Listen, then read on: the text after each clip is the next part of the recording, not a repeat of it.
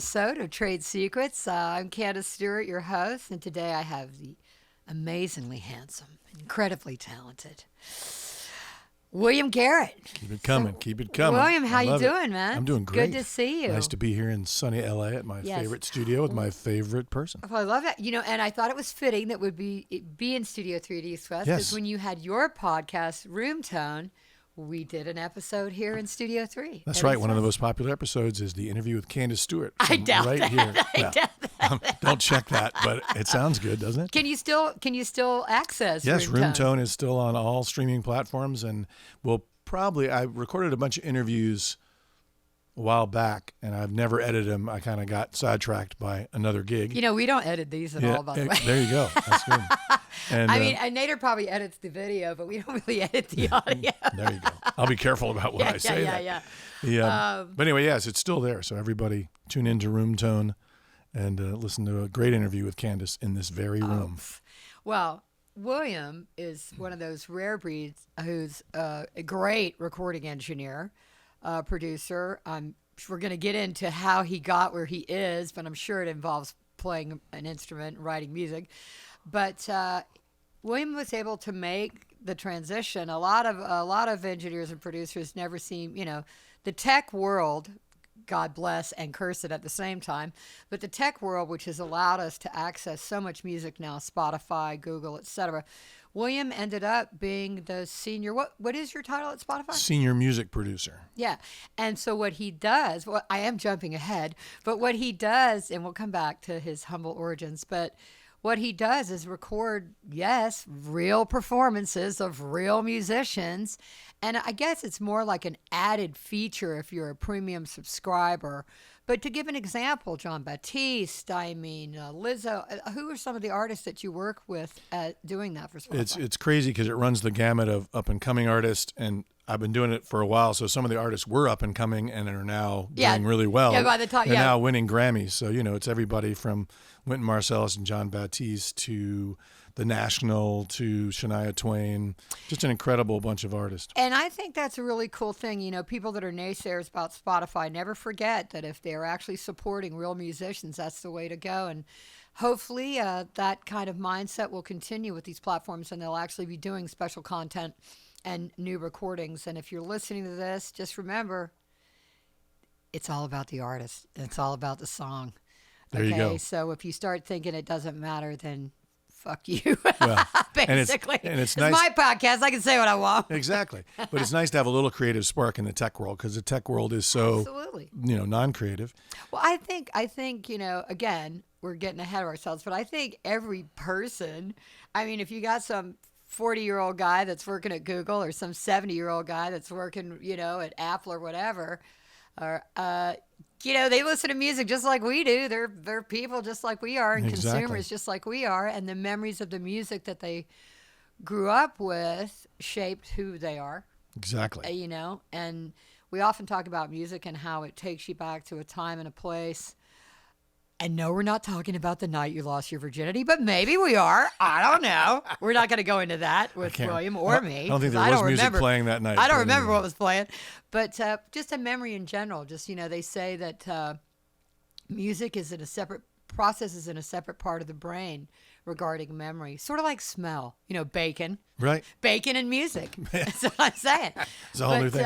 We're going to go back. We're going to start. I like to start. I really only ask one question, and I always give props to James Lipton at the Actors Studio for his interview style. Not that I even remotely come that close, but where were you born?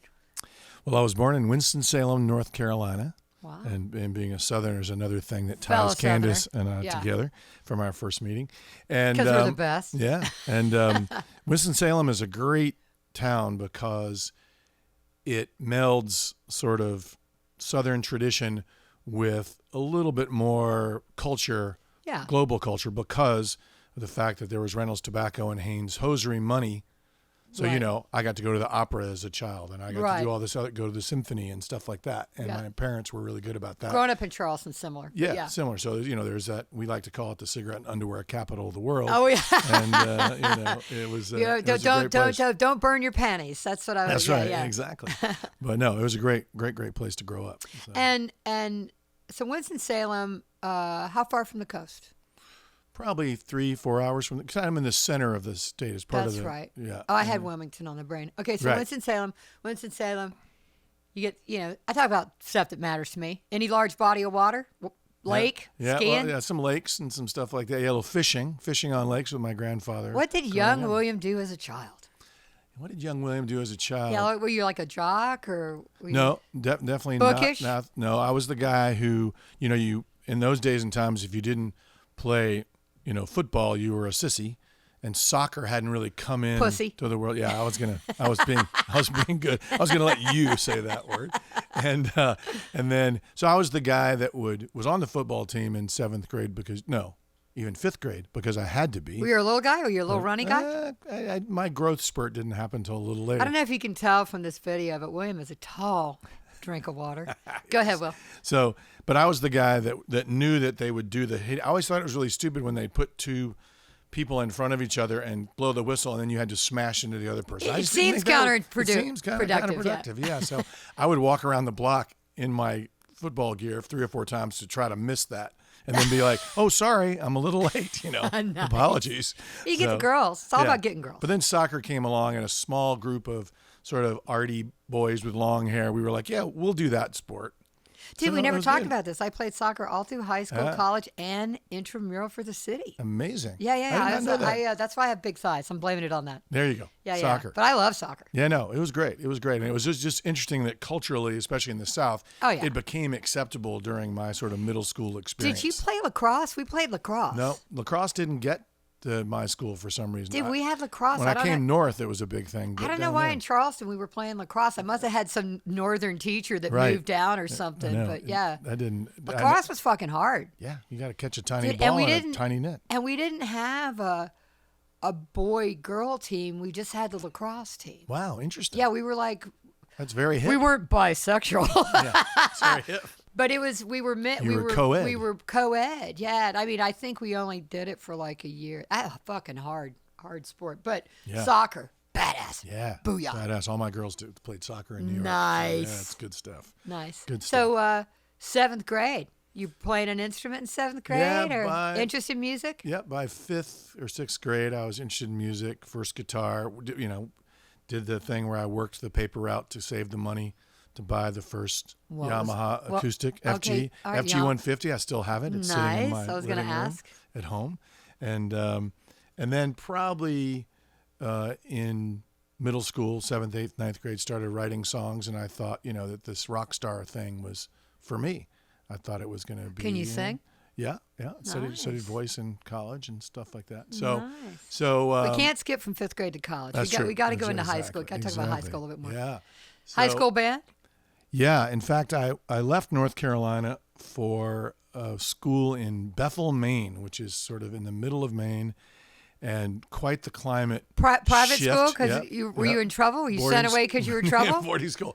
Well, as I like to say, my parents felt the educational options down there weren't great, and there were private day schools, but they wanted to. They suggested boarding school, and all the ones down south were Christ Church, Episcopal High School. That's where Ben Montench went, as Christ Church. And I was not interested in the wearing a tie to school and having your hair above your collar and all that sort of thing. We had Porter Goud and Ashley Hall. Yeah, Ashley Hall. And but that was all girls. And Porter Goud at the time was all boys, but is now unisex. Yep. But yeah, South Carolina was like 49th in the nation, not in a good way in education. And I think North Carolina was probably not high up there either. Yeah. And so better now though. So at the school I was going to in North Carolina, this amazing admissions guy came through from this school in Maine. His name was Sam Bigelow, and he looked like a scrimshaw carving sea captain. Oh, he love smoked this guy. a pipe, and I was like, wherever this guy is, I want to go. This guy is. Is he the cover of the Gorton's fish bag? Yeah, pretty much. It was like unbelievable. He was so cool. I was like, this guy's cool. And then also it was co-ed. I wasn't really interested in going to an all-boys school. And how old were you for when you went obvious to reasons. Maine? I left when I was 16, I guess. Formative. So I did my last 2 years of high school there. Formative.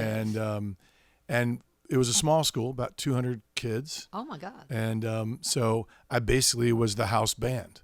But you mentioned the climate thing too. Like that must have been an fucking adjustment. freezing. Jesus. And I was like, you kidding me? It snows and like, I don't know when it would start snowing and the snow would just stay on the ground. Yeah. You know, in North Carolina, we get a couple inches and Yeah. it'd be gone in 2 Well, it days. starts snowing in February and it snows through June. Yeah, yeah. I mean, until like May, there's snow Maine's on the beautiful. ground. There's a reason. Learned how to ski, so that was downhill ski. That was fun. That and is did good. crush. I was really into outdoor stuff like rock climbing and backpacking and all that stuff. And the school had its own sort of built-in outward bound program. Any where they'd bears or take anything it. like yeah, that? we Any saw critters? some bears, and went out. It was so cold, you'd put your glove in a creek and come out, and then you just crack the ice off because it would turn to ice so fast. So it was wild time. Any wild animal encounters? No, just in the girls' dorm. So they had sort of an outward missed that. nice. Yeah. So they had like an internal outward bound thing. So when you would do these overnight camping trips out in the wilds of Maine, was there an adult supervising? Yeah, there were adults who they do one thing that I just remembered. They actually did a solo where they left you out. But, they were monitoring because you're going to a boarding school. They can't let kids die. Did I ever tell the story about how I did that when I was 11? We might have to not do that on the podcast because it'll Right. take up too much time. But yeah, That sounds like a my good father, it's a good story. It had nothing to do with the school. Yeah. No, there my you go. father was like, you're going to camp for the whole weekend by yourself and you're 11 and you're going to. That's amazing. Yeah, it was pretty crazy. But it didn't have a bad ending. I'm still here. So it's Exactly. all good. And You're there's here not to really tell any the bears tale, there as they say. on coastal Charleston, South Carolina. That's right. I think the biggest thing is probably a deer. Right. But so Maine. So, yeah, so it was a great skiing. experience musically because I basically Oh yeah, house started- band. What was the name of the band? It was a very funny thing. I had some friends who went to Andover, which is a very posh school, and they had invented a word called boat, B-O-T-E, with a circumflex accent over the O. Like German? Or And they would boat? they would substitute it for fuck. Oh, okay. So they say, let's get the boat out of here. Let's do this. Let's do that. And I went down there for some weekend. How and was cute is very that? impressed with this sort of thing. So we called the band Boatin' with an apostrophe at the end. And then each semester we would do like a school variety show that the band was the house band and people would play and, I would play my songs. And, if there were 5 people at the school that could play horns, they were the horn section, Right. even though 3 of them were French horns and Right. one was an oboe. We Yeah, just put the thing together and do it no matter what. So, yeah, that was sort of my first time of Do you remember- putting shows together. And Do you remember any of the original titles for Boatin' songs? don't. I would have to go way back to those. I don't know if any of them are Get recorded. the boat out of here? Yeah, get the boat out of here. Some of them are probably recorded somewhere. Oh yeah, that In the okay. So archives. that brings me to that. Did someone record those variety shows? I think we recorded them just live to, a reel-to-reel Right. 2-track. There was some very early video with a camera, that was like the size of a torso going to a big reel-to-reel video. I don't know where those are either, but they're probably somewhere. Interesting. But we had fun because we found out there was money in the arts budget and we needed an amp.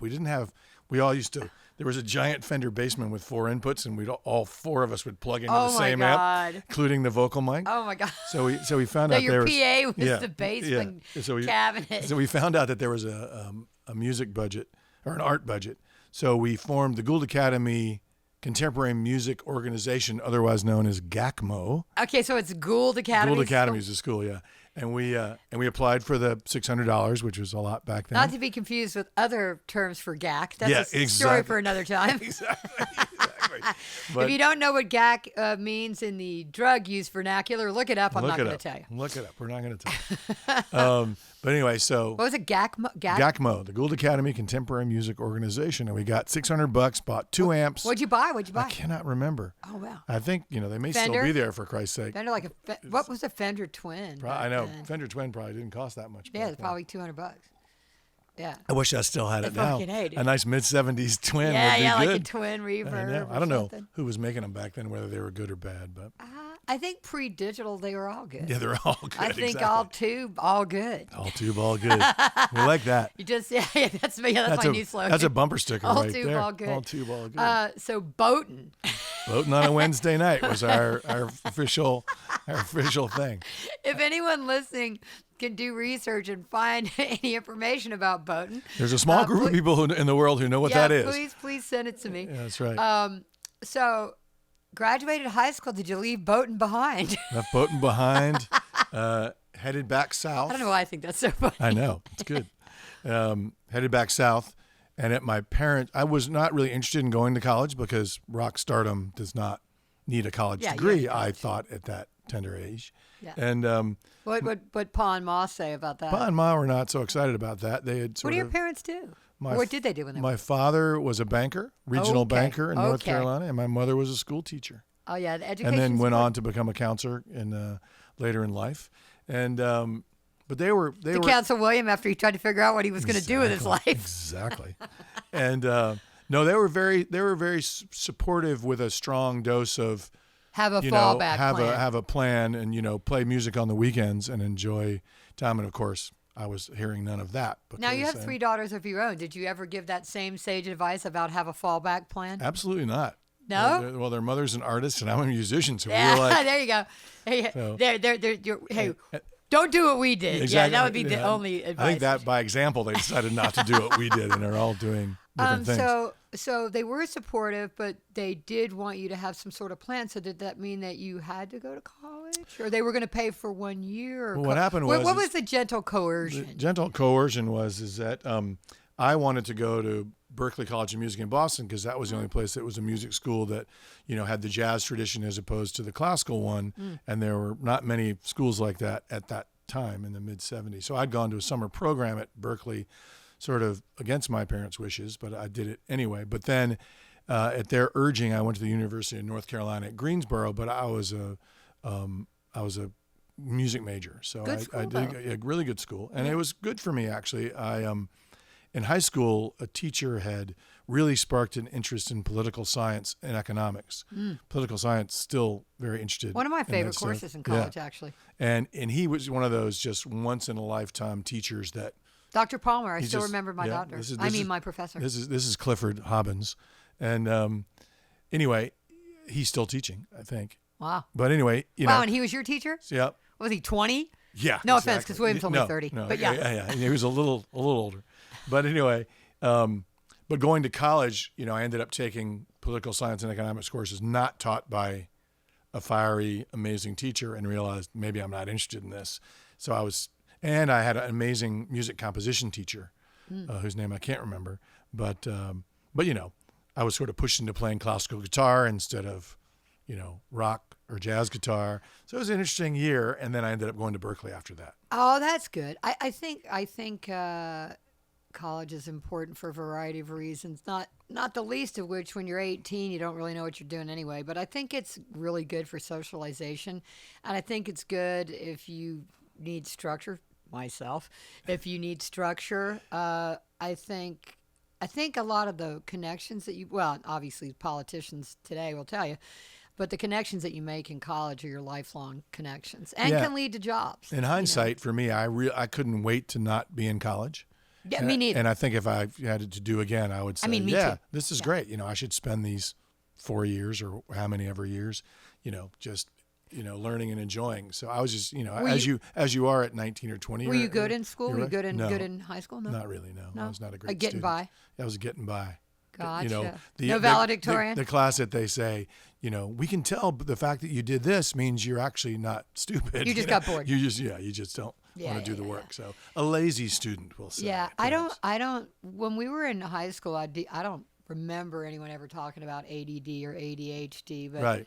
I don't remember that. And I also don't remember much talk about autism, although I became a psych major later, and I did a stint at a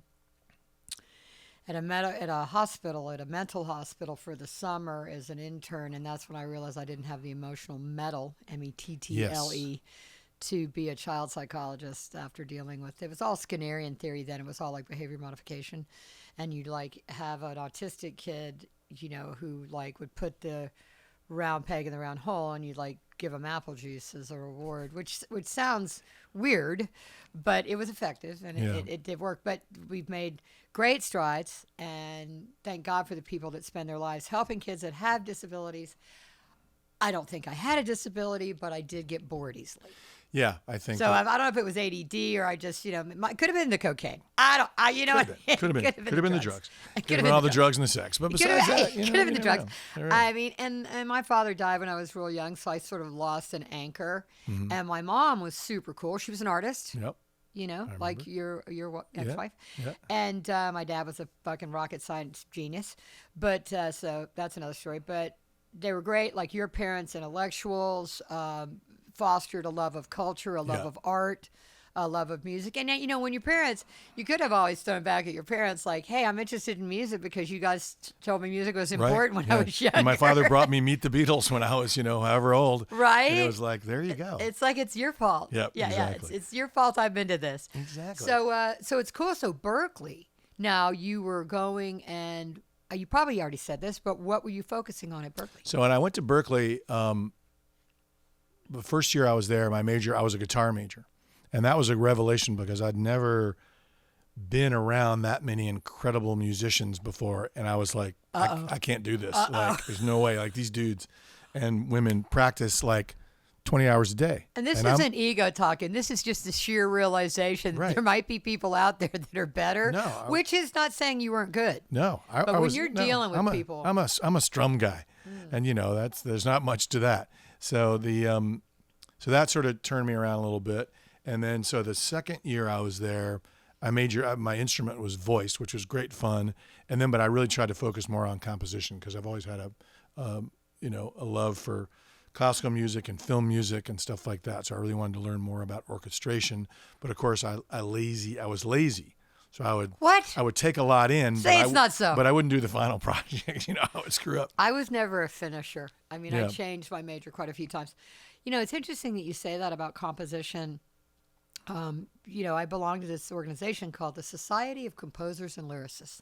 And people think of them as being so totally diametrically opposed, and they absolutely are not. Right, of course. But, when we talk about music, or my husband's a guitar player, as you know, we talk about people that play music or write music. Most of the time when you're aspiring to be a rock star, you're not thinking about, I'm going to write, I'm not going to be Hans Zimmer. You don't think about being Hans Zimmer. Right. You know what I mean? But you should. Exactly. And that's where even studying composition at University of North Carolina and also at Berkeley was great. And, even later as a producer. You could have done a Bowden video. Yeah. Exactly. And you want to know how the sausage is made when you're, later down the road. When the string charts come in, you want to have some idea of what's going on. Now, this was great. Can you read music? No, that's what ended my musical academic career. Dude, you were not alone. Was that I had a good enough ear that I, when you're sitting in a jazz ensemble and you're trying to read, and the guy comes over and goes, "No, it goes like this." Doo-ba-doo-ba-doop. You're like, okay, well, but if you could read chord charts as a guitar player, you could get by. But so many musicians, and I know you've seen this from all your years of being a recording engineer. How many musicians come in that don't read music? So many. So many. And so many great ones. Yeah. But on the classical side, that's not happening. No, and it still fascinates me when people can have a chart put in front of them and play it. Just play it right down crazy. Verbatim. It blows my mind. Dude, I think language. It's amazing. That's all I'm saying. Yeah. But it's interesting, that whole composition thing, because, if not now, when, William? I mean, this could be the time. Well, and I have done it in the past. I've written music for films and done some other stuff like that. Written anything that we could ever see, or no, mostly it was any documentaries in the city, and I got connected with a bunch of Columbia film grad students. Nice. So did some short films that went to Sundance and some other stuff like that, but nothing ever. Exciting. I couldn't really break into I kind of stopped doing it because I couldn't really break into the big time composer world. Well, like most of these things, you had a family to support. So if you're trying to do something like that, talent notwithstanding, luck and timing play a huge role. If you're trying to pay the rent and feed the kids, it's kind of hard to follow the composer path. You'd have to literally be doing it at night. And it was part of the package of just doing anything after the you regular could do. gig. Yeah, it was anything, you could do. Yeah, sure, I'll write music for this while I'm producing this fledgling band and doing this and doing that. So it's all part of the freelance hustle. But that's another way that it could have come to fruition, and I'm sure still could, is in a collaborative sense when you're producing a band as an engineer producer, adding to the arrangement, write a word, get a third. Exactly. That's happened in the past. It's good. That's a good thing, money while you sleep, is it? That's right. Mailbox money. Mailbox money, yeah. Yeah, my husband doles that out. There you go. So Berkeley. So Berkeley was great because it put me in Boston, which was a music scene that was happening, especially I was there in the late 70s. Yeah. And so I stayed at Berkeley for about a year and a half. And while I was at Berkeley, How long was the program? it would have been a 4-year, bachelor's degree, Quitter. Quitter, yeah, exactly. So while I was at Berkeley, I have to backtrack a little bit. At the very end of my high school in Maine, we were allowed to do a thing they called a senior May project. So if your grades were up to snuff, which of course mine weren't, I had to cry so the Spanish teacher would pass me. Nice. But you got to take the month of May and go on some approved project. So one of my classmates was a guy named Tim Gavin, and his father was a New York City jingle writer named Kevin Gavin, who wrote "You Deserve a Break Today" for McDonald's, with a name like Smucker's, "It's Got to Be Good." Oh my God, we love this guy. Yeah, so he had been going to big studios for demos and wanted a studio in his office in the Gray Bar building right above Grand Central. And so our senior May project was to put a studio in his office. It was a 4-track Scully tape machine, nice. some kind of little board. And were you just utilizing your live sound knowledge, PA knowledge? A little bit. I didn't really have much recording knowledge. My friend Tim was much more into the technology. And it was an excuse to be in New York City for a month. Nice. And I'd been to New York before, but I'd never spent that much time there. So Boston, New York. So we put this great the system in the high office. School, sorry, Maine, New York. Yeah, but anyway, he was the people that were working for Kevin at the time were, one of his main arrangers was Barry Manilow. Oh my God. Another one was Rupert Holmes, God. Pina Colada Song, and all the Broadway stuff. And then Melissa Manchester was one of his backup singers. I mean, it was great. So I immediately got immersed, and I got to go to a Pepsi session at A&R Studios. So that's a real budget. So that was, that was real. But it was amazing. And one day they did all the different, because in those days they do ethnic versions. All right. So they did all the different versions. Melissa different Manchester had to sing in Spanish? Yeah, right. Different players would come in for different versions, but it was like bing, bang, boom. It was like nothing I'd never been in a real recording studio before, but it was like nothing I'd ever seen. And I don't know, wish I knew who the engineer was, but he was mixing, he was printing to maybe 8-track, but also mixing to stereo and mono all at the same time. Wow. So they only really used the 8-track maybe as a backup, and it just was like, let's do this 30. Okay, that's done. Here comes the 15. Here comes the 18 with the insert. Bam, bam, boom. Wow. And it was an amazing thing for me to see at, 17, 18 years old. Now, the son was Tim? Who was? Yep. And he never followed. He ended up going into finance and never followed. Oh, I was going to ask. We've lost touch. And his father kept going and did some more amazing things, but he may no longer be with us. I'm not sure. We recently did a Coca-Cola commercial, and they still do the different markets. Ours was for the Latin market. Yeah, amazing. And it had a pretty big name star, but I'm not going to say. So this was the first time I'd ever been in a real recording studio seeing that. So that was certainly inspiring. Is that where you got the bug? Maybe that's where I got the bug, yeah. And then I went, when I was at Berkeley, they didn't have a recording and engineering program then. Yeah. They do, obviously it's their biggest program now. They had Is it? Yep. They had one little Good to hear. they had one little 8-track studio where you did your jingle projects. So if you were in the jingle writing class, you'd record it there. Well, and quite honestly, when I first started my career, and I know you've also been an administrator in a studio sense as well for a while, jingles and advertising were a huge part of when I first became a manager. It was a big deal. Like I had to know all the people from Shania Twain and Daly and Associates. That's the big money. They were paying full rate. And a lot of them were in Chicago, these ad agencies, but they came to L.A., and I'm sure many were in New York, obviously, as well. But that was good money, and jingles are good, very good training when you're a recording engineer for timing. Yep. Oh yeah, it's really really good and very fast paced. Yeah. No messing around. No messing around. But anyway, at Berkeley, there was a. Oh, I keep backtracking. It's all right. At Kevin Gavin's office in the Gray Bar building, right across the hall was Howard Schwartz Recording. Oh wow. Which is a famous jingle studio, amazing stuff. So one weekend, Tim and I are there futzing around. And they say, hey, can you guys help us? We're moving in a new console and we need more hands. Console? So we helped move in some console. I don't know what it was. Yeah.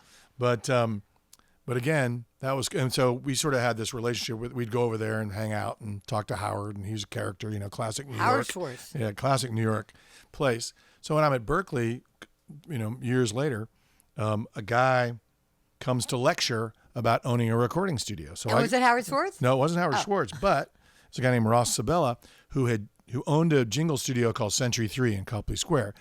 But he had just bought a rock and roll studio called Intermedia Sound on Newbury Street, where Aerosmith recorded Dream On, where all this stuff had happened, right? So that was my high school graduation theme. There you go. Dream On. He's given this lecture, and he says, and he's showing like his track sheets and other things and his logo and stuff. And he says, I really have to be honest. I basically stole all this stuff from Howard Schwartz recording. Nice. Like I looked at his track sheets.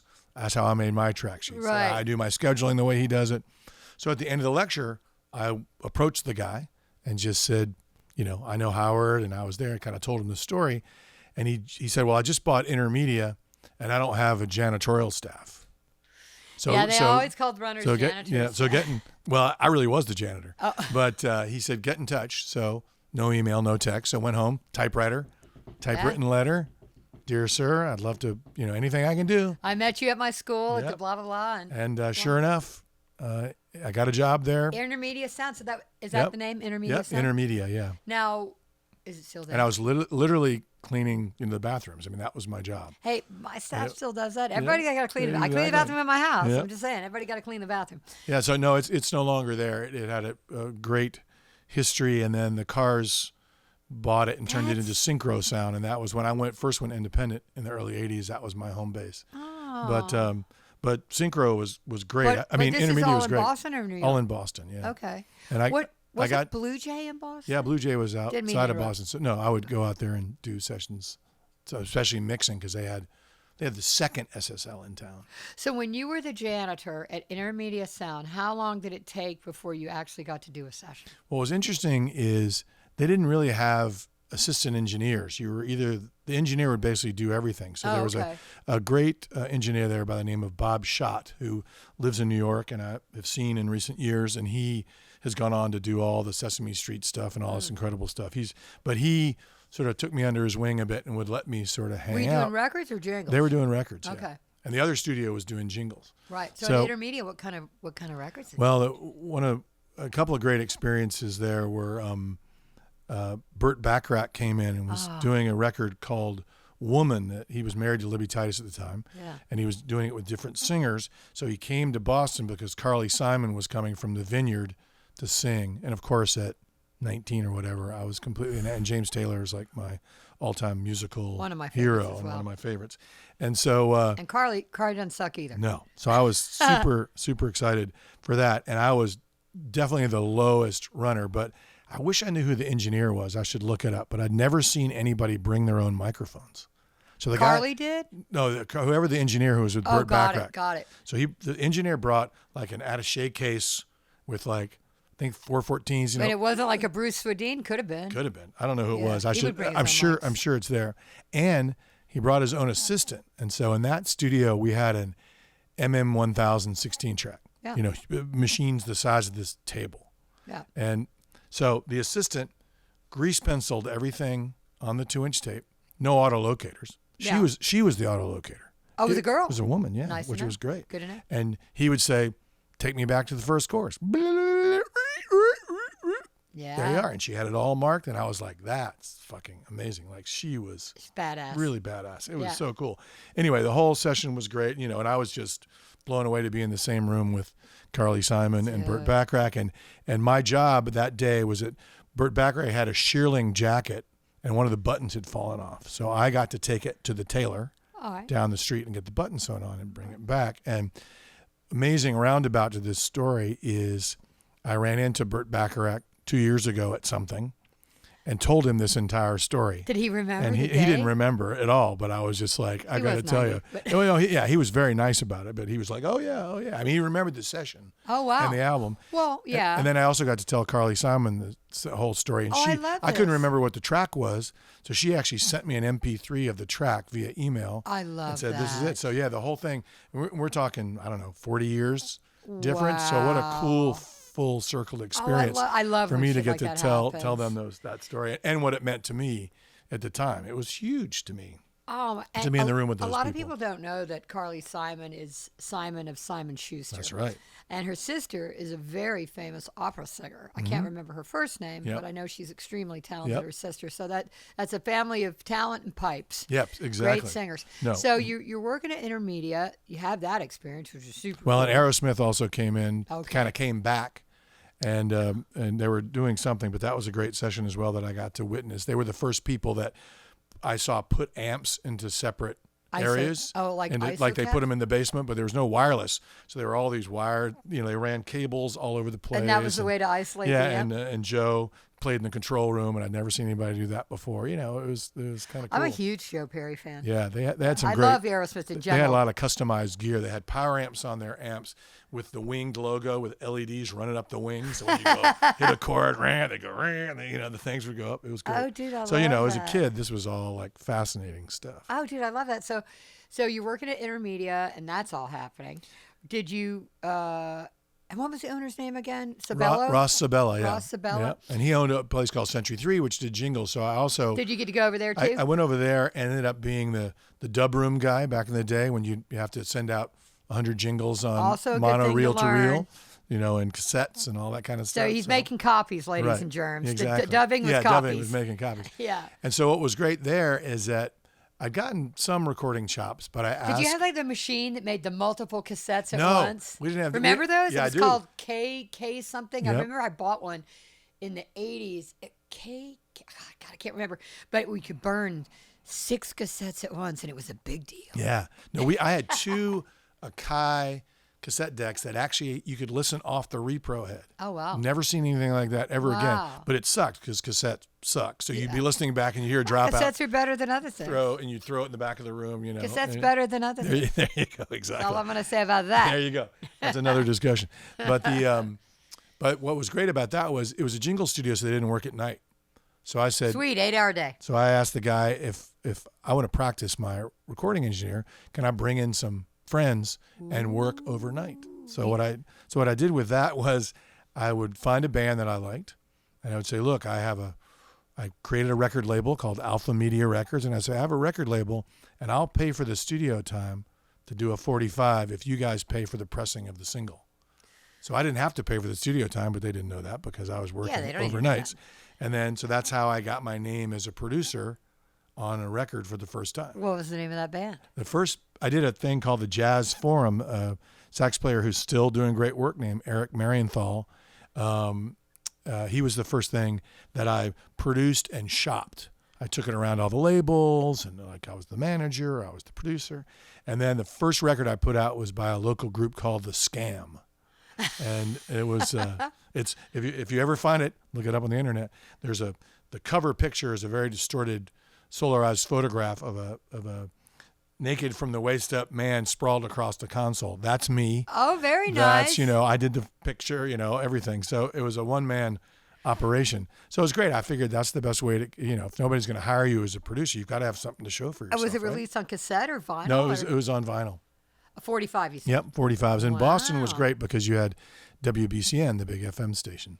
And my voice Can goes we just like get that. a shout out They're for great. Paola? They're great, yeah. So did you go to the radio station and say, No, hey, but please play this? They supported local music. They would have Yes. a local countdown every day at noon. They play the Didn't top even have to 3 give records. him 10, $20? No, we could go hang out there with the overnight guy, and Nice. if we Dude, brought beer, we DJs. were in. Yeah, some great Carter Allen, Oedipus, all those people. Dude, those DJs days. here. I think Incredible. we just lost one of our own here. I can't remember. But, my hometown, the radio station was AM, Yep. and it was WTMA. And then FM. So those of you listening, there is a difference between AM and FM. And FM for us, what the biggest deal was, you could play a whole album as opposed to playing a single. You play both sides or one side, but for the most part, up until that point, and AM radio obviously seemed to be more advertising, than FM radio. Those great cart machines that would play sound effects and ads and all that kind of stuff. Those are cool. But yeah, FM much different. We used to go hang out at BCN at night, and And it's different because it's actual frequency, people. Yeah, if you're wondering what exactly. the difference Sounded between AM good. and FM is.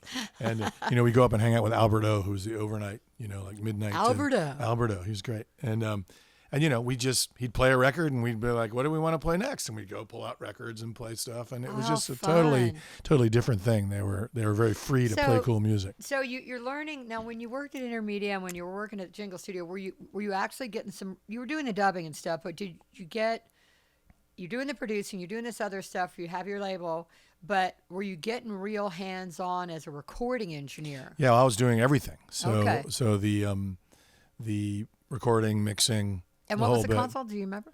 It was an MCI to Okay. start. All and right. it was a John Stork design room. Oh, full circle. Exactly.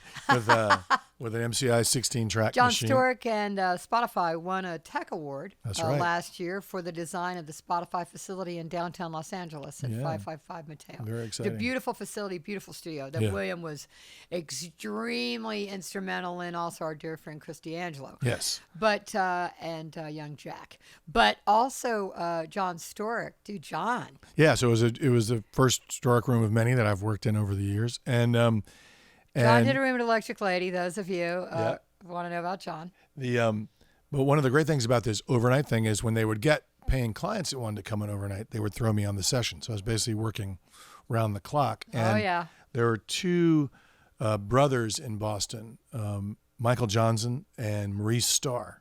And so they would come in. This is in, I guess, the early 80s. Well, Maurice Starr's. Yeah, well, there you go. So they would come in, and the two of them would create a track. So I'm trying to think of the order of who did what, but I think Michael would play the drums, then Maurice would play bass, then somebody else would play keyboards, somebody else. By then it was like 3 o'clock, 4 o'clock in the morning. Maurice would fall asleep. Michael would whisper in my ear, "Turn the track down, man. I'm going to change all the tracks." So he would change up the song. Then Maurice would wake up mad, and then Maurice would say, "Oh, shit, this is a good groove. I dig this." Then that morning, they would either take or somehow get the little, 2-track mix, final mix, to Cynthia Robinson at Sugar Hill, and people would rap over it. Wow. So it was in the very beginning of rap, and they were making these tracks. Wow. So the one that stands out is there's a track called Rapper's Showdown. It was after whatever I'm trying to think of the big rap song. Rapper's Delight. Rapper's Delight. So this was like they were trying to capitalize on rap or something. And it's a Sugar Hill Gang and Furious 5 out rapping each other in this track. And I recorded and mixed that track. Well, I didn't mix the final one because sadly they would put their engineers, they would just lay the vocal on top of the 2-track and then put it out as a record, and their engineer would get credit for it. Wow. But well, and we did celebrate 50th anniversary of hip hop last year, which was actually really cool. I also managed a studio and did a lot of stuff. We talked about that. I'll talk about that another time. Yeah. But it's because this is about William yes, today, okay? It's all about me. It's not about me. But anyway, so that was a really cool moment to, and those guys, of course, we, New Editions, Candy Girl came through Century 3. It was an 8-track from their attic, and we added 3 more tracks. Oh, wow. So it was an 11-track #1 song. Wow. And that started a relationship with those guys, with me. Oh, cool. That lasted a long time. Very cool. Yeah, I mixed the first New Kids on the Block record, did all this stuff for them. Thank you. And all this stuff through those two guys. And Michael had his own careers, Michael Johnson with a Z. Yeah. And he had a hit called Pac Jam. But Maurice Starr, you want a good last name as a producer. That's right. I like Bob Rock. You know what I mean? Exactly. Bob Rock, Maurice Starr. Yeah. His last name was Johnson, just like his brother's. I figured. But Maurice Starr. But they were really and even when I went independent, and not to get ahead, but they ended up buying Century 3. Oh. And calling it Mission Control, and putting the first SSL in New England in that room. And now doing rap records instead of jingles. Yeah, exactly. It Right. became their personal studio. I think that was the last. I think when they left, that was the end of that studio. Gotcha. And what was it called? It was called. Well, it was Century 3, the jingle place, and then Mission Control. Mission Control. It was fun to work there. But Arthur Baker would come through. All these people. We did all this great stuff there, and it was again when I went independent in 1980. Between that and Synchro, those Was it are like my a little two. Motown vibe? Yeah, a little bit. Yeah. And then they took a studio outside of town somewhere, and we'd drive out there and sometimes do nothing, sometimes just hang around all Hang day. out. But I drove out one day and Sun Ra was there, and it was like, okay, Oh, this that's is cool. Yeah. And, Did you get? Did they give you production credit? No, No. just engineering credit. But Okay. but it was good. But that was, again, you talk about hands-on experience. Oh yeah. Doing the overnight shift, and then whoever else would book the studio overnight would be all these crazy. There was one guy who was a pimp, if you can still say that these days, but he kept his money. Well, he kept his money in one sock and his 45 in the other. Ankle gun. And he'd pay in cash. Everybody has an ankle gun. His name was Andre Evans, and he was one of those persons that when you're mixing something, he keeps wanting you to turn up stuff. Yeah. So you're basically just turning up everything. Everything's getting louder. And then it's just smashing. And yeah, it's all. And distorted. I would say, Andre, it's all distorted. And he'd say, hey man, that's my sound. That's my sound. So that became a quote for me. Yeah. Hey, man, Andre, we came to realize later that Andre had severe hearing loss. Yes, exactly. He used to. His children are now caring for him. He used to take foil from gum wrappers and put it on the keys of the keyboard that worked in the song. He'd practice at home to note it. So he'd know. Yeah. So he'd know which notes worked. It's great technique. This is so funny. So this is so cool whenever you learn about someone's formative time and all the. I mean, you can't make up the stories of the shenanigans that go Certainly on. Can't. But the connections that you make. Yeah. That is, like you said, you went on to do New Kids on the Block, stuff like that. So we're glossing over, I'm sure, a huge part of your life. When did you meet your wife? That was later. I was an independent engineer from 1980 onward until the Spotify situation came about. And when did I meet Beth? I think in the late 80s, so probably 87, 88. And you were later than that. And you were an established independent engineer in New York at that time? Yes, were you working for Sony or were you independent? I moved to New York in 87. Okay, gotcha. And then was freelance for all that time, and then as a freelancer got a job running an in-house studio for Sony ATV. That was my music first publishing. year as a real manager. Was 87, yeah. The first thing I booked was well, I'm sure I booked other things, but the first thing I booked of note was Appetite for Destruction. That was 87. There you go. Yeah. There you But go. talking about the people that you meet, anybody who knows about my history knows that my brothers were recording engineers, and so I would come out and visit. That's on the Room Tone podcast. Oh, thank you for that. And the people that I would meet during that time in high school were people that worked at the record plant with my brothers and ended up being my clients. The beloved Mike Klink, Jim Scott, Lee Kiefer, who's passed now, Michael Bronstein, many others that my brothers work with. And so God bless all of you. God bless anybody that ever helped any of us ever in whatever capacity. So but the people that you were meeting when you were working with the Johnson brothers. They were great. So how did you make that leap and leave? Were you working at Mission Control? Yeah, I was working in a bunch of different studios, and again, the Boston music scene was so supportive, and so I'd worked as a producer and engineer with, mixer, doing albums with some really great bands. A band called O Positive that did well there. That's my blood type. By the way. There you go. A band called Ball and Pivot. A bunch more. I'd work with a band called Treat Her Right, and members of that ended up becoming names the band. are so important. Morphine. Although, yeah. The Beatles and Led Zeppelin notwithstanding. That's right. Pink Floyd. Right. Also interesting. Steely Dan. But anyway, they make sense now. Yeah. But Ball and Pivot could have been huge. Could have been huge. Yeah. They were kind of Duran-Durany. They were great. Ooh.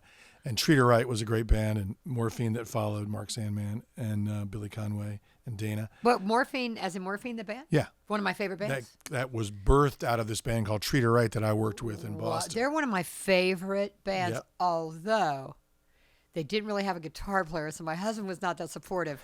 But I went Come on, two-string slide bass and baritone sax and drums. I went and saw, I'm playing sax through like a wah-wah or a fuzz box or something. Dana, I just saw Dana a week ago. Dude, in Boston. I saw them at the El Rey probably 20 years ago. Still one of my favorite shows I ever saw. Yep. If you're not hip to Morphine, Yep. sharks patrol these waters. Exactly. Anyway, let's check out Morphine. Great band. Great band. Are they? They're disbanded? Two out of three are deceased, sadly. Oh, unfortunate. Yeah, so very sad. And since they were originally a three-piece band, that just leaves the sax player. Oh, that's rough. That's rough. Dana Colley is the one left. Dana's a guy? Yeah, Dana. Yeah. I would know that. Yeah. From he's I was great. at the show. You were at the show. Yeah, But, Wow, what a cool band. Yeah. So that was great stuff. So in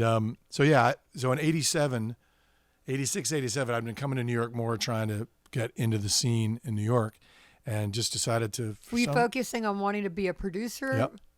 Producer engineer, same that combo.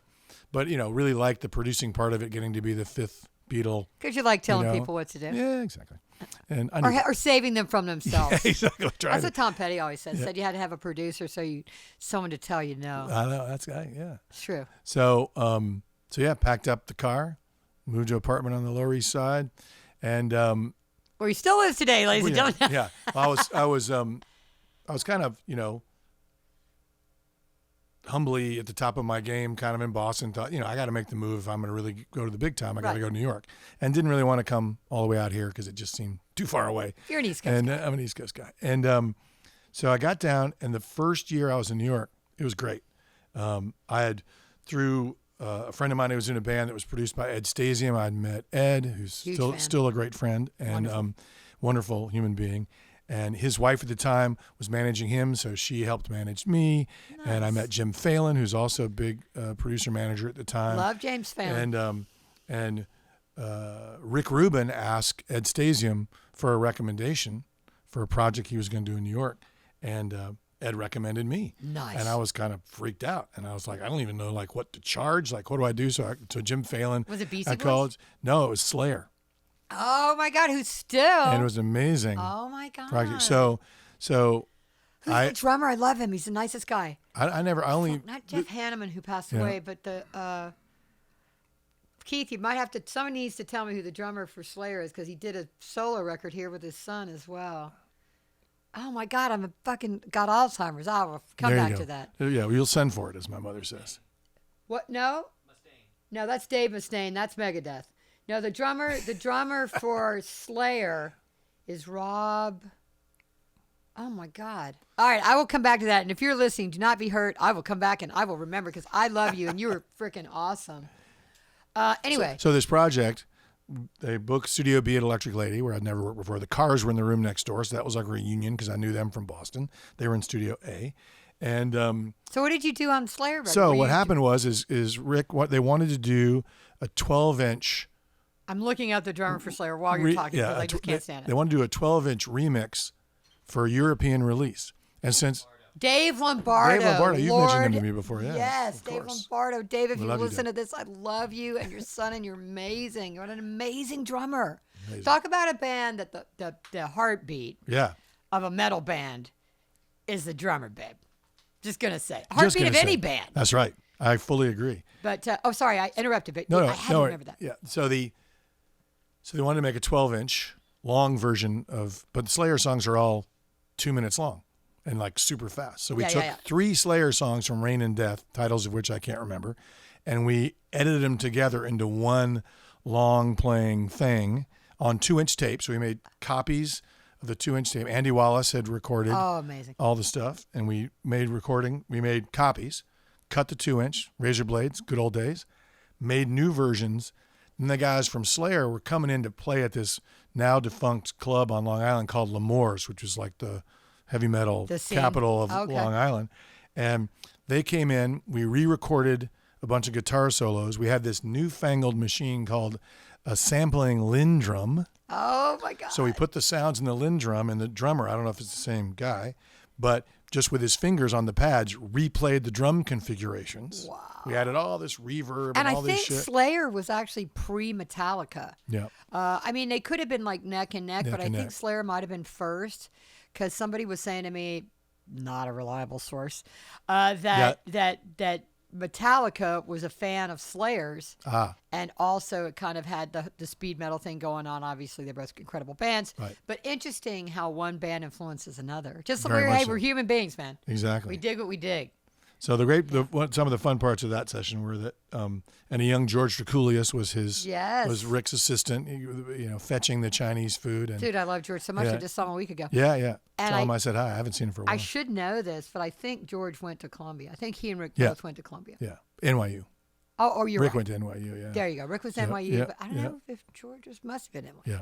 I don't fucking know. So anyway, we did this thing for 4 days, I think, and the guys came in and we'd set up all these great guitar amps, and I was ready with different mics to check, and they were like, yeah, whatever. We don't worry too much about what it sounds like. And then, they do those whammy bar screaming solos. So I asked them if they want, if they needed a tuner, and they were like, no, we don't tune.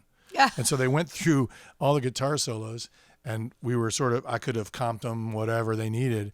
And they said, well, our criteria for the guitar solo is the one that makes us laugh the most we keep. Oh my God, I love that. And so that's been my mantra forever. The one that makes you laugh the most.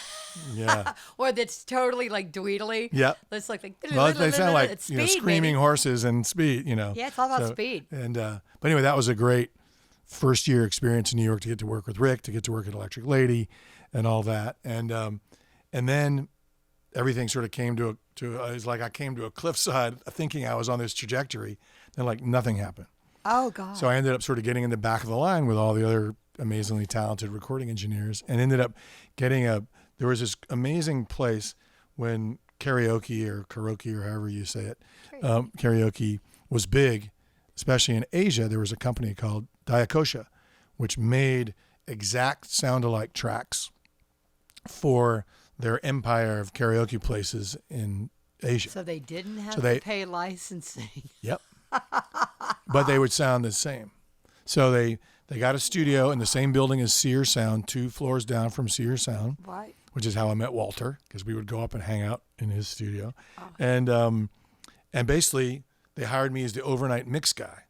So the first track I got was Ode to Billy Joe, which had been recorded on a digital 24-track Sony machine, with 2 of the tracks being the original song. They basically did the recordings in line with us, so you could A/B back and forth. And this is without vocals. Yeah, without vocals. To be karaoke'd on. So it had real strings.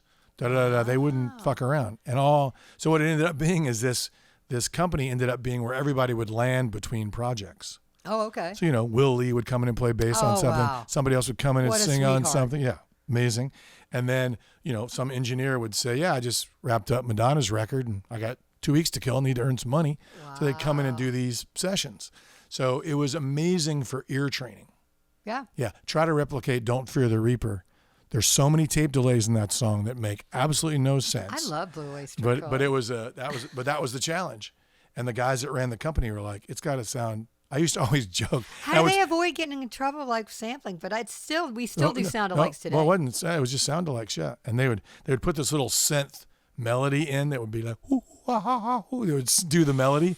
It was woo, woo, woo, wee. It was so funny, and we called it Mr. Karaoke.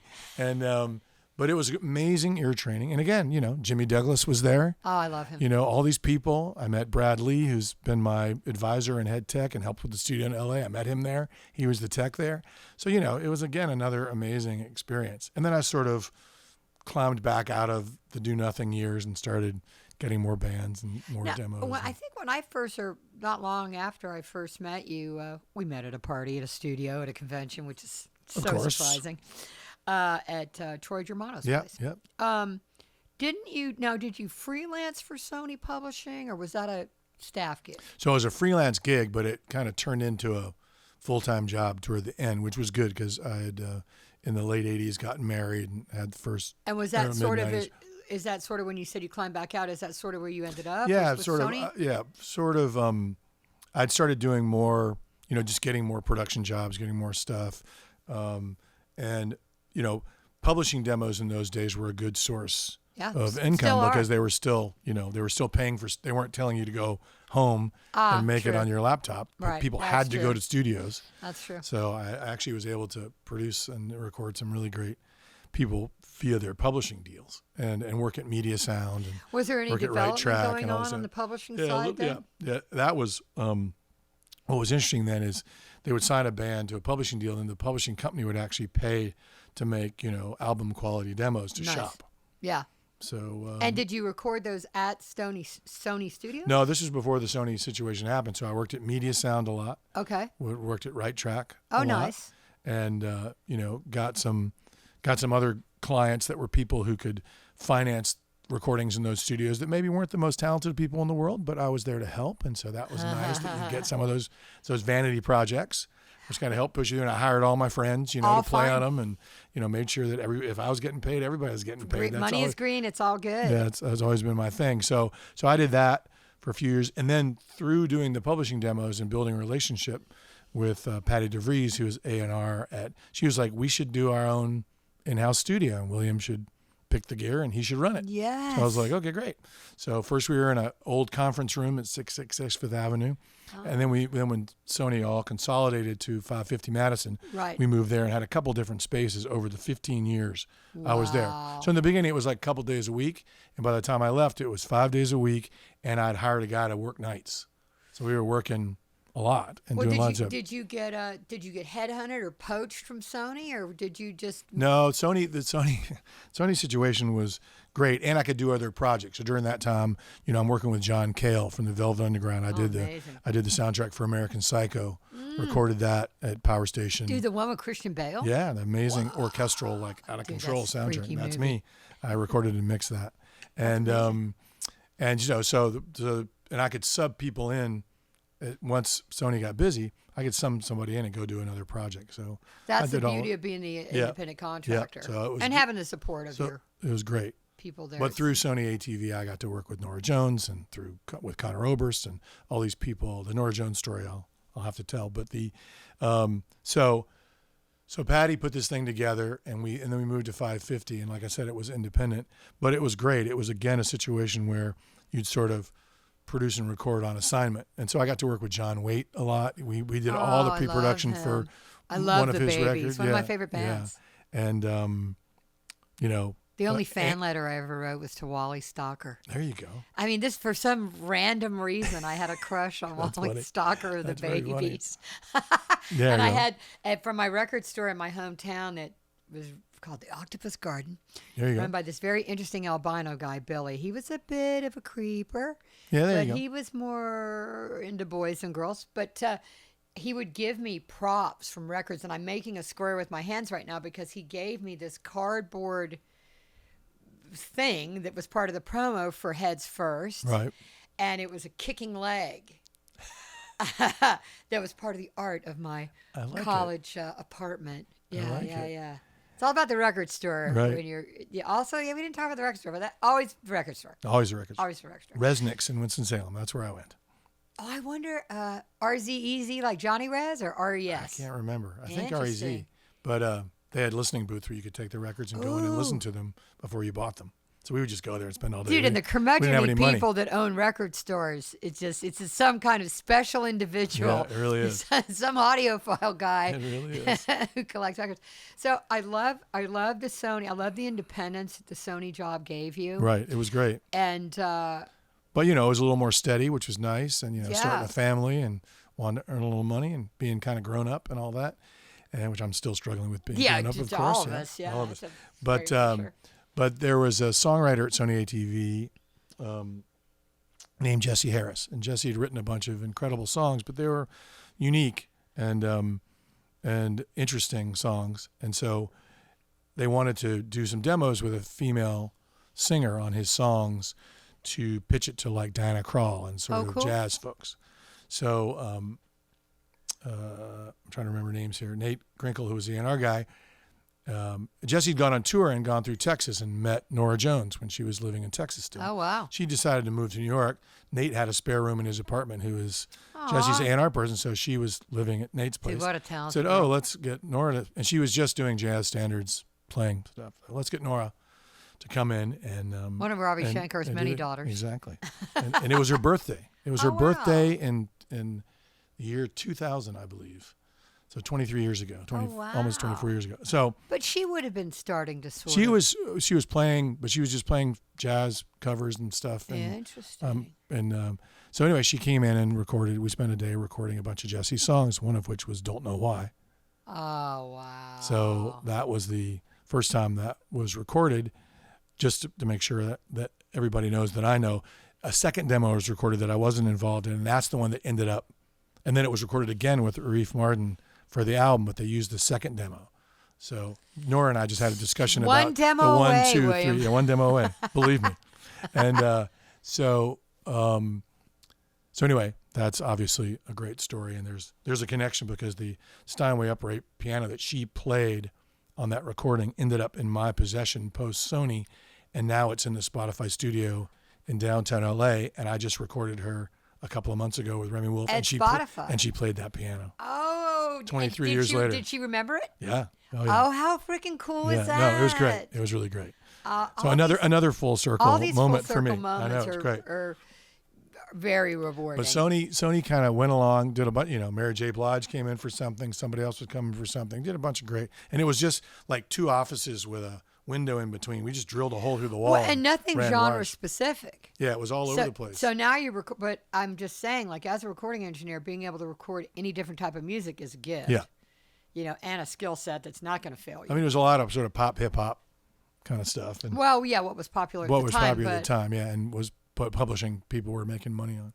Now, I know you had your own facility both in New York and LA. Was that concurrent with Sony Electrocraft? So the way that came about is there was always a bit of a tug of war between us being in the corporate headquarters of Sony and having a recording studio doing like pop and hip hop. Is this something stuff. that repeats over and over? Yeah, This struggle? Yeah, exactly. The corporate my versus life story. The corporate, Yeah. the corporate,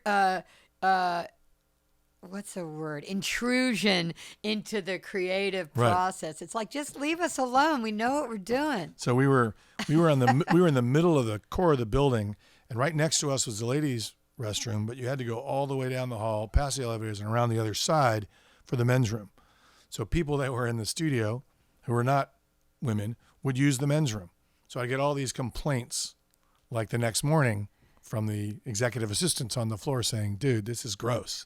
Like, the guys are not, they're, messing the room up. Guys dance when they pee. Exactly. I don't even understand it. I have 3 brothers. Sprinkle when you tinkle, I believe is the term. I don't know, man. It's a thing. But anyway, so that was always an ongoing, and security, like people would go wander around the building. It was pre-cell phones. They'd call Japan. And was there weed? On their phone. There was weed, oh, and, a lot of stuff. So anyway, we, one night there were 2 gentlemen in the ladies' room about 10 o'clock at night, and someone from very corporate came in to use the facilities and was upset that I think they were playing craps and drinking 40s. It was not a good presentation. And so all of a sudden it went all the way to the top of Sony. Howard Stringer all of a sudden is like, there's a studio in this building that runs like 20 hours a day? Absolutely not. Done. Why? So this happened like on a Thursday, and on Monday they called me in and said, closing the studio. That's it. You're out of work. Now, and was that the same location? That is the Sony studio in New York. No, the Sony studio is on the west side. We were in the big skyscraper on Madison Avenue. Because the one on the west side got shut down too. Later on down the road, yeah. We never moved over there for some reason. It was discussed. Dude, they should have just let you move. I know. But anyway, with your people. So I was all of a sudden like, what do I do now? And so I was. But where'd they do their demos? Where'd they do the publishing? They just stopped doing it.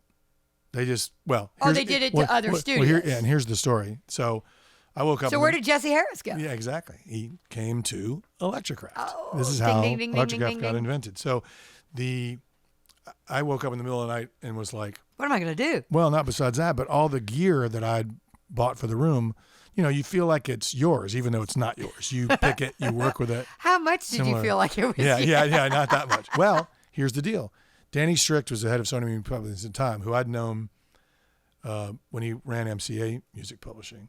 So I went to Danny and asked, and they never hired me. So a lawyer who had an office right down the hall from mine, a publisher, pulled me aside and goes, dude, you never got hired. You need to go to HR and say, this is not legal for me to work here for 15 years, never get any vacation, never get any of this. Never get any benefits. So just for me to get some. I can't be an outside contractor if you're telling me when to show up. Right. And so I'd gone to them and said, I'd like some severance. And so they'd worked out a relatively decent severance thing. And as part of my severance, I would like to take the equipment. Yeah, right. So I did. I said, don't put this shit in a closet. Give it to me. Give me everything in the room. Did you have to buy it? Severance. Yeah, technically. He was so generous. He said, give me a super low ball price on what it's worth. Then I'll go into a meeting and I'll say $200. I'll say William is really over. He's doing way underestimated. So favor. we'll add another $1,000. Something. So I got it for like a third of probably what it was worth. And then they said, we'll just take it wherever you want.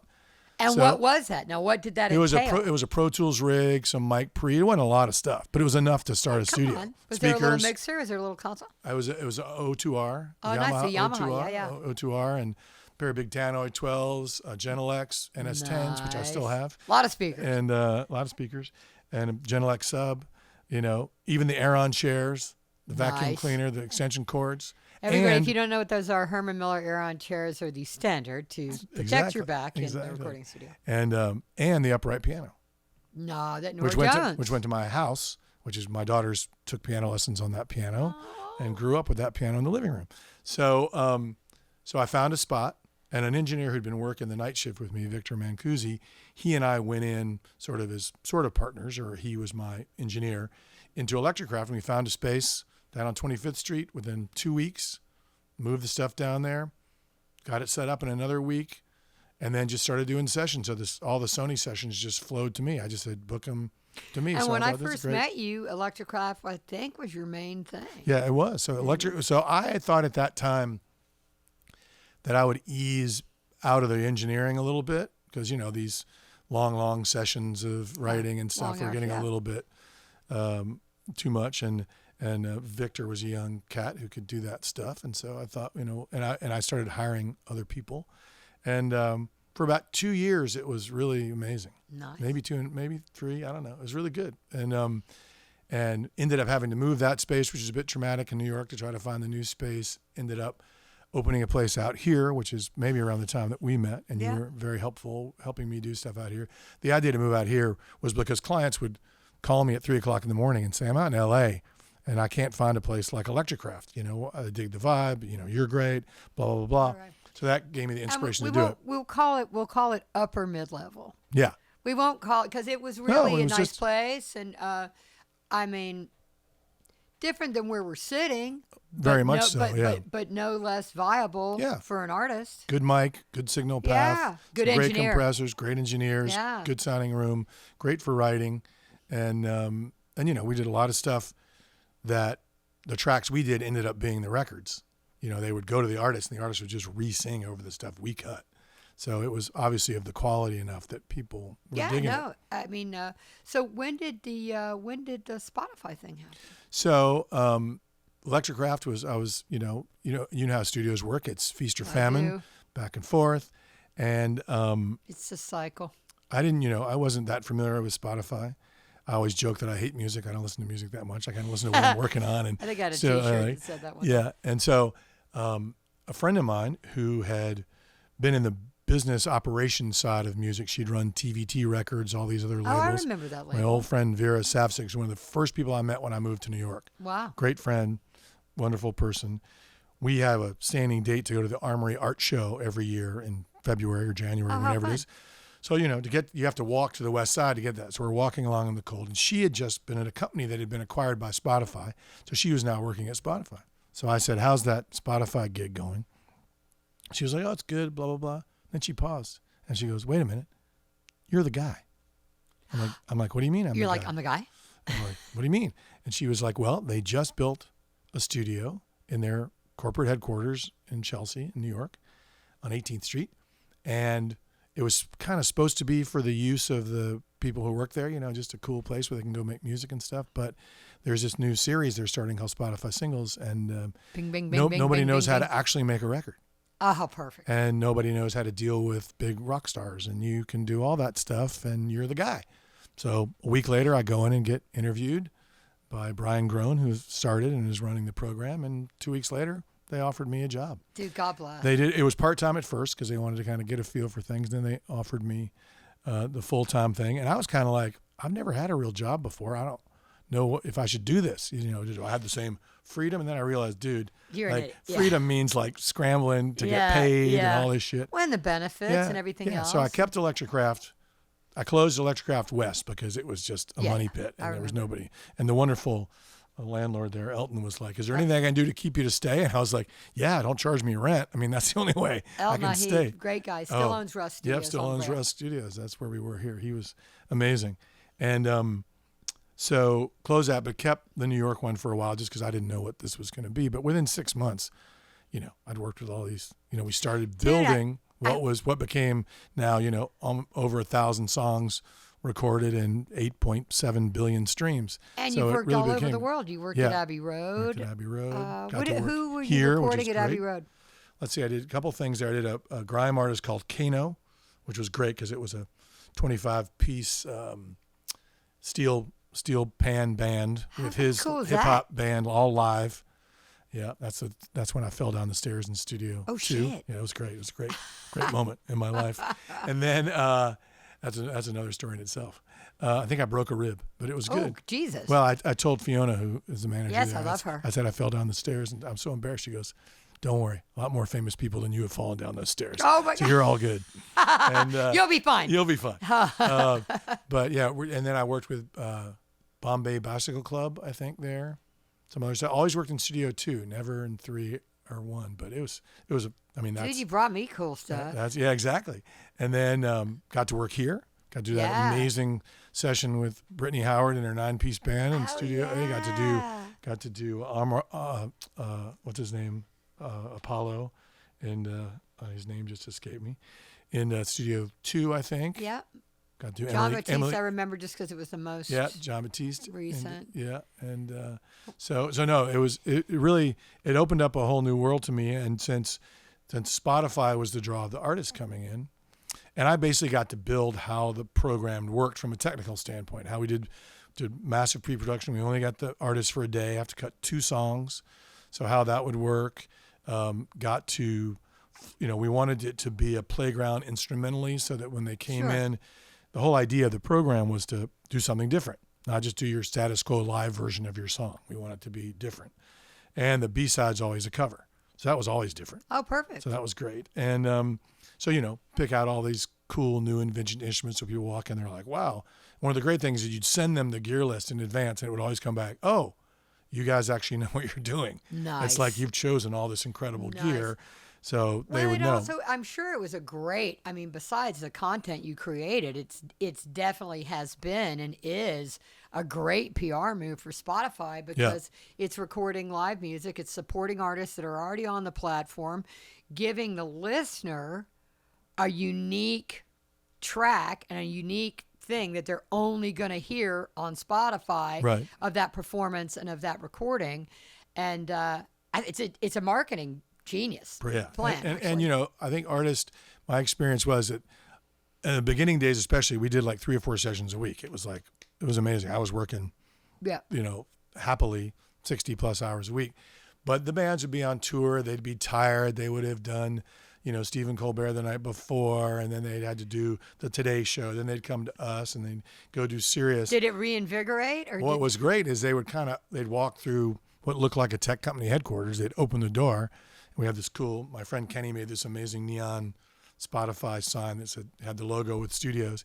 And they'd walk in, there'd be all this vintage gear and low lighting and a guy with long gray hair who'd obviously done it before. Yeah, cool vibe. It's all about vibe. And they'd be like, whoa, we weren't expecting this. And I'm like, yeah, man, we're going to do some cool shit today. Oh, I love it. And it was really great fun because they would kind of relax and they would always, my goal in any recording session is, you don't know the people when they walk in and you're hugging when they leave. Oh, absolutely. That's the goal. And the guitar solo is making you laugh the hardest you've ever laughed. Exactly. So this condensed all that into a day. I'd never met these people before. When you do pre-production, you're not talking to them. You're talking to the tour manager. You're talking to somebody else, So it's like, it was an amazing experience to figure out how to pull that off and how to make everybody super happy. Well, dude, when this they is walked quite out the a door. skill set. I mean, we're gonna wrap it up, but this is quite a skill set that you've gone from soccer to going to the boarding school, to having the band, to studying guitar, to studying voice, to being a working engineer, doing jingles, doing all the coming up through the studio system the way that everybody still does, but getting all of this exposure, going and being freelance at Sony, which I'm sure was invaluable. First of all, like you said, you get that one little carrot, like, oh, I'm doing this thing with Rick Rubin. But now I'm not. Yeah, right. So now I'm doing something. But it's a testament to your skill and to your talent that you rallied and that you kept sort of just like following, ball a bouncing ball. Yeah. You just keep doing it. And now what a great idea Spotify Singles is, and God bless you for doing it. And what a cool marketing program, what a cool promo thing, and the facility that you've built downtown is gorgeous. That was an incredible experience, just being able with to John Stork, full circle. John, and the great leadership of our friend Chris D'Angelo. I mean, it was just having. I had Chris on the show. Yeah. Oh, great. Yeah. Just to be able to have somebody say to you, you know about this stuff. What kind of console do you think we should have? Or what do you think? Anybody that listens to this podcast, if you are a tech person, let the creative people do their thing, man. Yeah. Have a little faith. We don't tell you how to code. Yeah, exactly. Exactly. Let us do our thing. And like William said, it's absolutely so important. Obviously, gear matters. Obviously, we've talked about the song matters, the performance matters. But what matters from a producer standpoint, even from an engineering standpoint and a manager standpoint, make the people feel comfortable. Like you said, you don't know them when they come in, and you're hugging when they leave. Yep, that's the way to do it. I think that's going to be our a wind up. Yep, great. I hugged you I didn't That's know right. you when I met you, and That's now I'm right. hugging you. Well, you and I were best friends in 15 minutes, 20 minutes, so it didn't take much. But thank you so much for being on the Thank show. you, And what an Candace. interesting journey. Thank you. Yeah, It's so nice the to be here. main thing about this is just I hope that people will listen and realize that there's no one way to get anywhere, and to just it's all about luck and but keeping the faith and be good at what you do. Have a passion for what you do. You know what I mean? Don't settle for less. It's when you talk about passion, it's funny because when you're doing it, you don't really realize.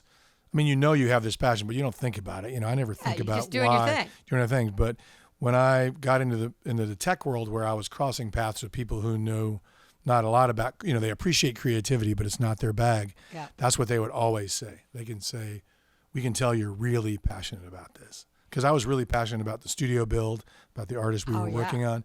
And that was like, oh. And thanks for bringing you. I guess I really am. Thanks for bringing me in on that for my small contribution. They didn't use any of my ideas. I know you wanted them to. We tried, yeah. Yeah, we tried. I know you wanted to. My rooftop speakeasy would have been my incredible contribution that would have stood the test of time. I have no doubt. I tried to get the above the ISO booth hookah lounge put in, but they wouldn't let me do that either. The rooftop steampunk speakeasy. I'm just saying now. Yep. Entering it from the ladder, that was the first indication that it might not have been going to happen. You know what I mean? Might have been an insurance issue, perhaps. Might have been bad. It would have been like you falling down the steps at Abbey Road. Exactly. I don't know. People could have gone down. Exactly. But I just think it's so interesting, and I'm looking forward to all the things that you're going to keep doing in your career and all the wonderful contributions that you've made to all the people that you've worked with. I mean, case in point, Carly Simon, sending you that thing 40 years later. You're a good hang. You're a good vibe. You know what you're doing. And I'm so excited by what is William. More cool stuff coming from William. We'll keep you posted. Thank you so much for doing the podcast. It's great to hear all the great stories of all the great people. Yeah. So trade secrets, the double entendre. Yeah, William has traded some of his secrets. I think I can never forget Boughton. There you go. Boughton will live on. Boughton for Boughton. That's right. Not verboten, right? Just Boughton.